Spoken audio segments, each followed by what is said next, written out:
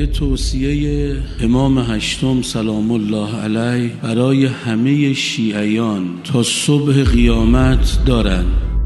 اصلا درد جامعه امروز ما این فراموشی این توصیه است. فرمود ان لا یشغلوا انفسهم به تمزیق بعضهم بعضا. فرمود ببین تو عالم شیعه و تشیع، تو شیعه امام هشتم و محب امام هشتم خراب کردن همدیگه نداریم، به هم ریختن همدیگه نداریم.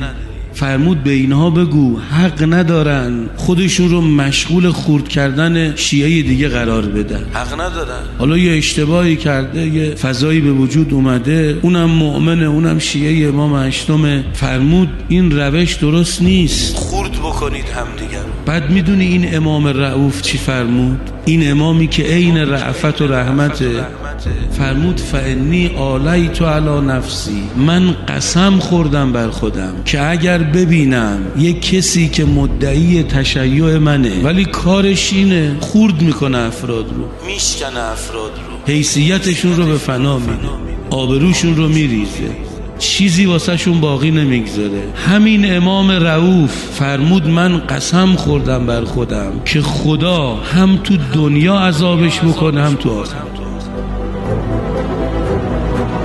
اصلا درد جامعه امروز ما این فراموشی این توصیه است.